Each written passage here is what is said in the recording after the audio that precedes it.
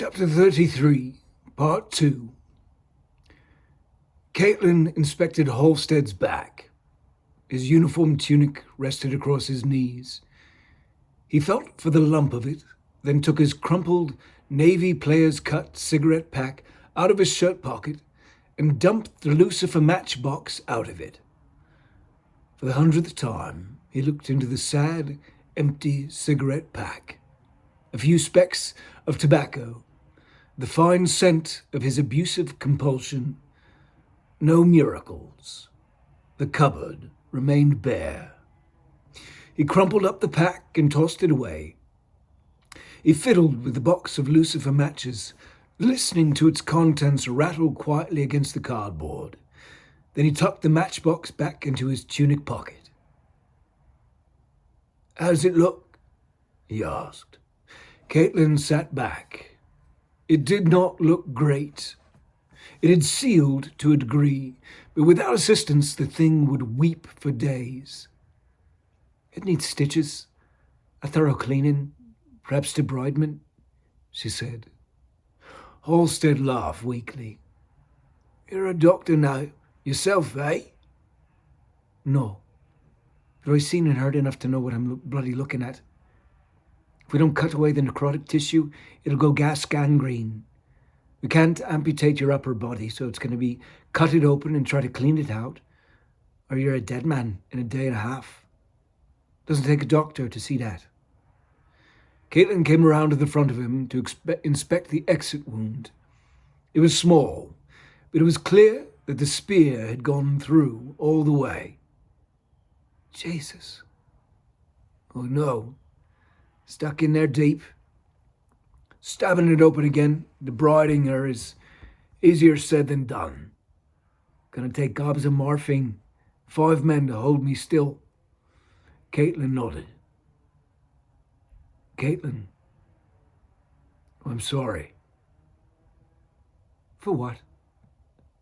The confession choked out of him. "I did not mean to leave you last night. And you were right behind me in the field, and when I looked back, you weren't. I did not stop. I wanted to. But I'm a fucking coward." Caitlin sat back. She looked down at her hands. She shook her head. "You would just be dead if you tried to save me. That's all. Just dead. Not heroic. Maybe that would be the courageous thing, and maybe if I had been slaughtered in that field, dying beside me would have been the brave thing to do. But as it is, here I am, and here you are. And whatever chance we have from here, we have a chance to do better. If that's not enough, I do not know what is." They were both silent.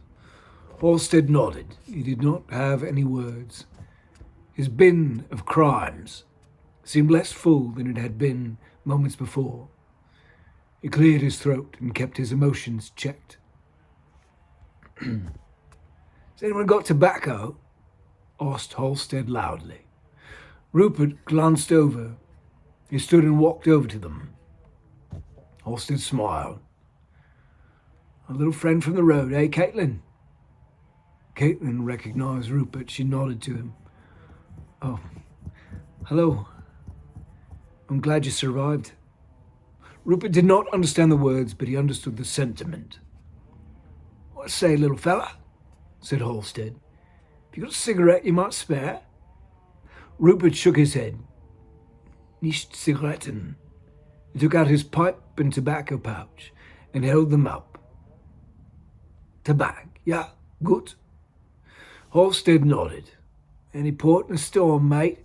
Any port in this bloody storm." Rupert packed the bowl and lit the pipe. He wiped off the stem and handed it to Halstead, who took it in a shaky hand and puffed at it, grateful. "Oh, thanks, mate. God bless you." "Ja, und Sie," said Rupert.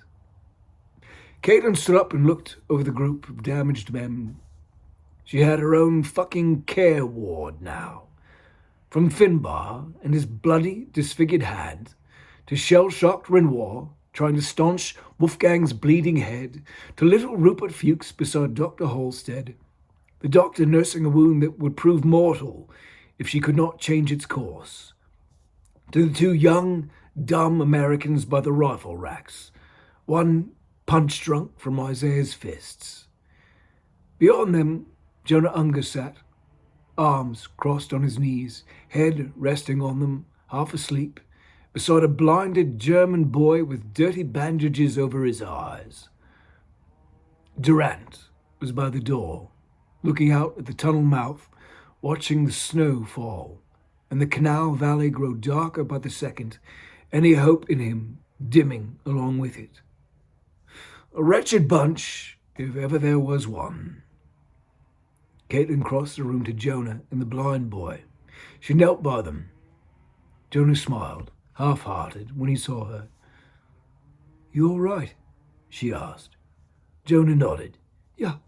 Yes, all right. Then it's just the two of us, eh?" Jonah shrugged, not understanding. She smiled and patted his shoulder. "Nothing. I'm glad you're all right." Jonah smiled. He got the gist. Caitlin inspected Adolf. She reached out. He recoiled sharply.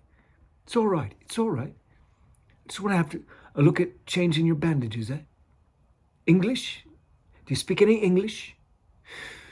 Adolf understood that English was the question, but he had never had a mind, gift, or curiosity for languages other than his own. "Nein, kein English." She inspected his bandages. "I'm going to change this out for you." As she reached for the knot the demon had tied, his hands shot up, warding her off. Jonah tried to grab his shoulder to help steady him, but Adolf flailed out at him. "It's all right, Adolf. It's all right. She is a friend." Adolf was not dissuaded. He scrambled away, although there was nowhere to go. "No!" Adolf cried. Caitlin stood and stepped back. "Corporal, stop!" Wolfgang's voice echoed in the cavern. He was standing, holding a blood-soaked bandage to his wounded head, the dazed expression in his eyes gone, a cold focus in them now. Adolf froze at the command. "Sit still, you fool! She's trying to help you!" Caitlin nodded to Wolfgang. "Thank you. But if he doesn't want the bandages changed, I don't see the point in doing it. Tell him I'm worried about how dirty the bandages are and want to make sure there's no infection in the eyes. If he still wants me to fuck off after that, he's welcome to whatever comes of dirty bandages. I've got plenty to try to take care of besides him." Wolfgang walked over to them.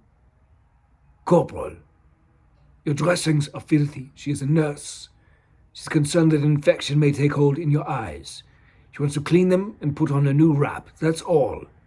She says she's just as happy not to do it." "I'm fine," said Adolf. "I am fine." Wolfgang turned to Caitlin. "He says he does not need it changed." Caitlin shook her head. "His choice, then." "Yeah." "What about you?" she asked. Wolfgang nodded toward Finbar, who was looking pale as he privately digested the fact of his own permanent disfigurement. "Perhaps he takes precedence." Caitlin pursed her lips. "Those fucking fingers are gone for good. As long as he keeps pressure on it, he won't bleed to death. And if he'd listen to me instead of shooting you, he'd still have 10 fucking fingers instead of 8. Do you want to sit and have a proper look at your head in the light?" Wolfgang nodded. He walked over to the wall and sat down, turning his head so that the overhead bulb's light caught the left side of his head. Caitlin held the bandage and Wolfgang rested his hands in his lap. She took the cloth away with care. It was a nasty, bright red, tearing wound. It looked like the bullet's heat had done as much damage as the spinning round itself. "What is the prognosis?"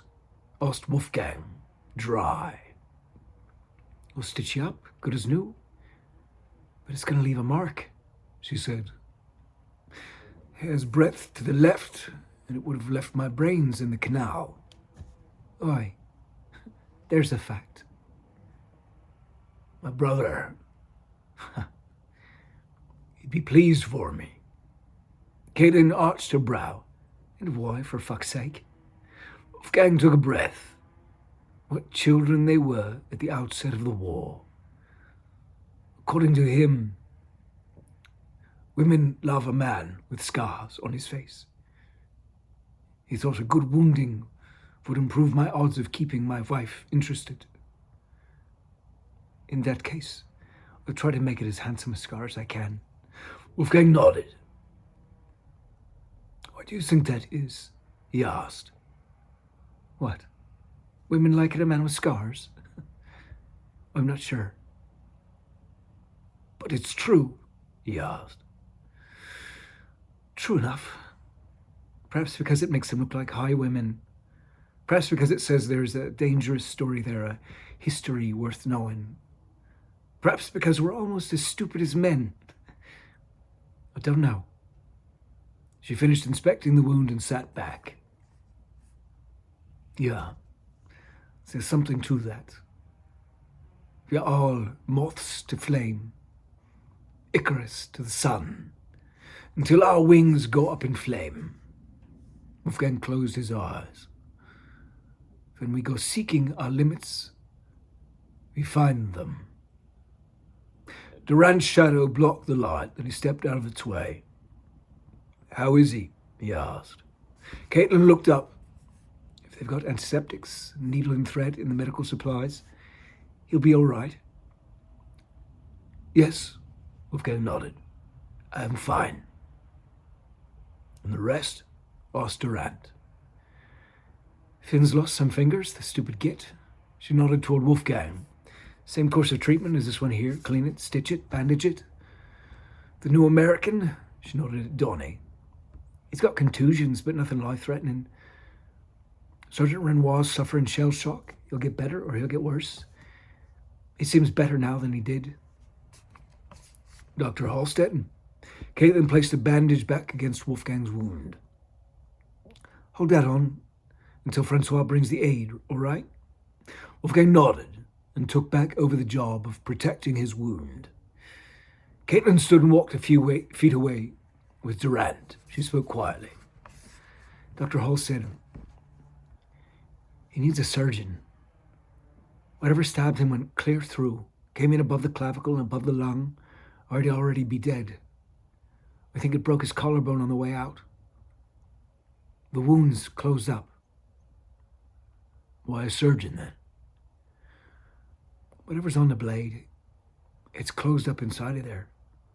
It'll go septic without something going in and cutting out the rot, cleaning it all and sealing it up again. Can you do it? He asked. Not a chance in hell. I never used a scalpel. He'd die on a table. Durant glanced over at the Aussie, sharing Rupert's pipe. He looked worse for wear, but seemed alive enough. How will you know it's septic? He asked. They both looked up as Francois approached at a steady run, encumbered by the full rucksacks. Swelling, blisters and pus. If it stops hurting, then we'll know for certain, Caitlin said. Durant nodded. Francois jogged the last 50 yards. He took the packs off, passing one to Caitlin, then opening the other himself. The sluice gate is broken. Azer is flooding the lock for the barge, but it will take more time, he said. He unloaded the contents of his pack. There were rolls of gauze, 6 sterile field surgery kits, needles and suture thread, vials of morphine and anti-tetanus serum, 2 syringes, 3 glass bottles of iodine, and 3 of hypochlorite acid.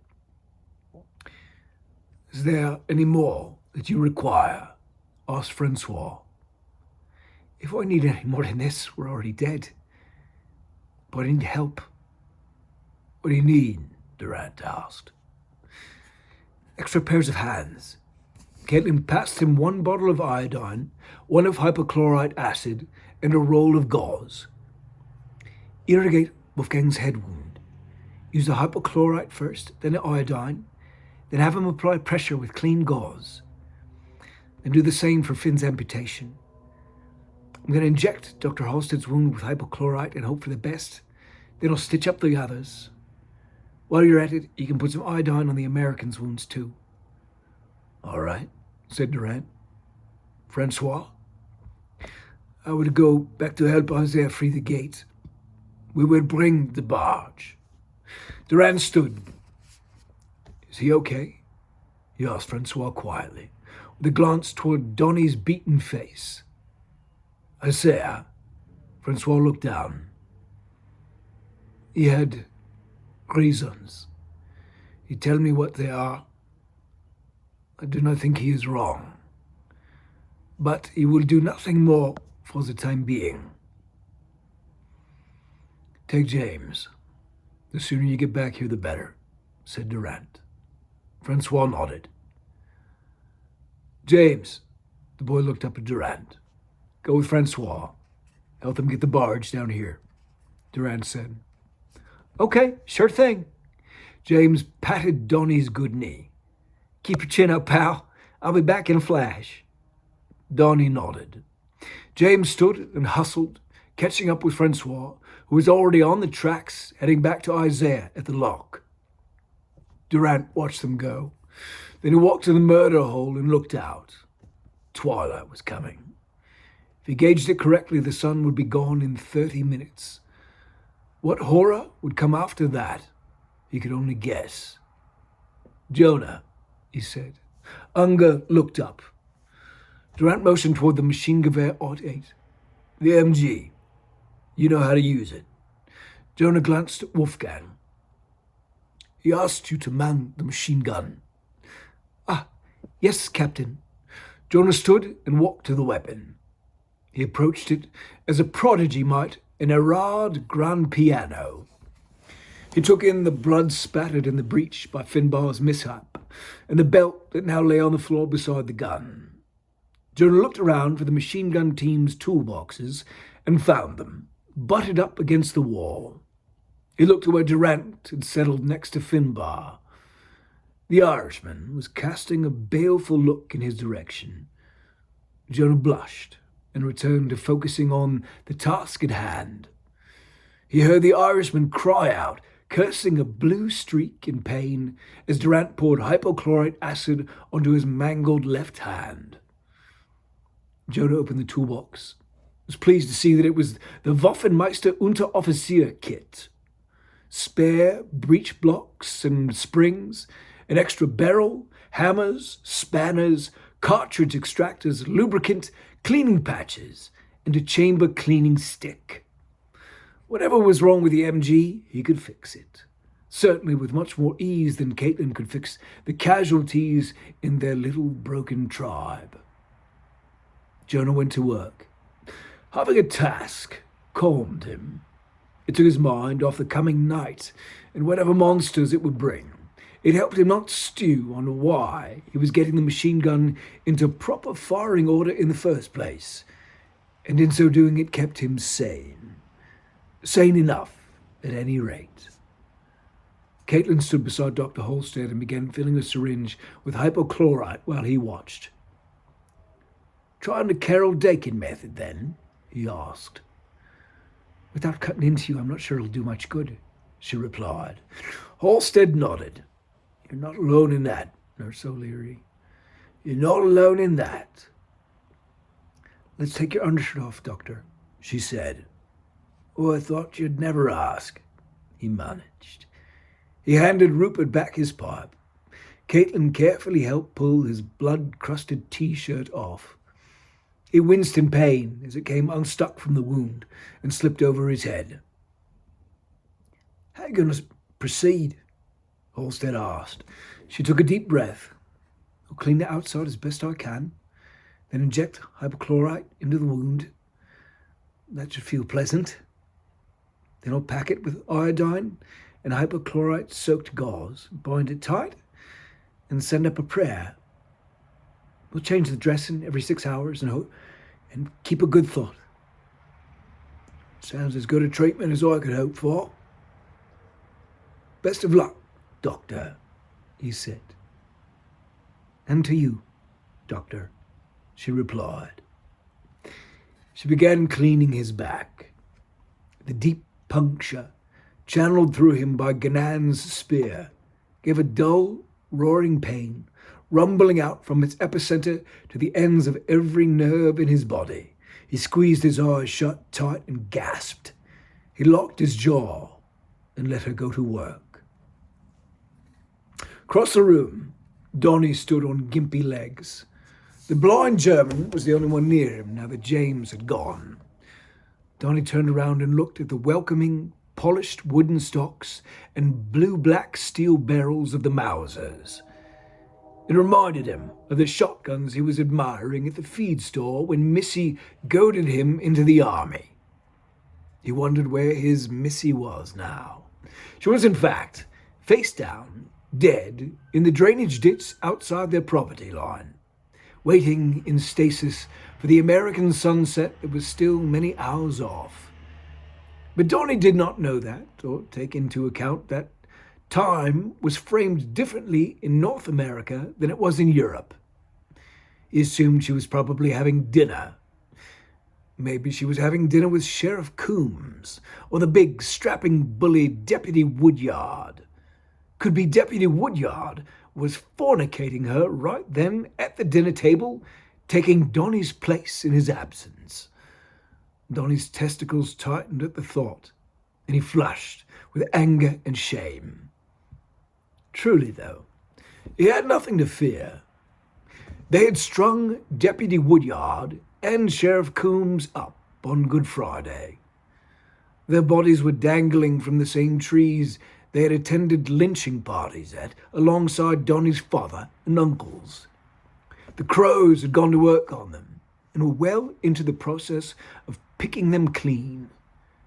In a month, there would be nothing but scattered bones, bleaching white in the Mississippi sun. But Donnie did not have that information. His mind flashed a vivid image of Deputy Woodyard and Sheriff Coombs taking turns with his Missy. And then he saw that boy Isaiah joining in the fun, and despite himself, he saw red. Donnie's hand snatched out and grabbed a rifle. He took it off the wall and held it for comfort. He admired the feel of the smooth, warm wood and the comfortable heft that all the blackened steel gave it. Donnie opened the bolt and checked the chamber. He saw that it was clear. Bright brass cartridges gleamed up at him from the magazine. He gently slid the bolt back forward and watched it catch the ass end of a cartridge, then perfectly slide it home, its tip penetrating the barrel and disappearing into it. He imagined Isaiah's cock doing the same to his Missy, and he felt his body humming with rage. Yes, ma'am, it would be Donnie's pleasure to blow that black Missy fucking bastard's head clean off. Corporal. Donnie looked at the Canadian lieutenant, who was at Wolfgang's side, preparing to clean his head of the thickening red blood. Yes, sir? Will you spot for Corporal Unger? Durant nodded toward where Jonah was readying the machine gun. If you're good with that rifle, you can take the murder hole to his right. Donnie nodded. Yes, sir. My daddy always said I'm a born sharpshooter, certain. Happen to shoot any of those black bastards that want to come our way tonight. Nobody's going to be having yours truly for dinner, and that's for damn sure. Durant was not sure he had heard him properly, but Donnie had already grabbed a handful of spare magazines and was limping stiffly toward the MG nest.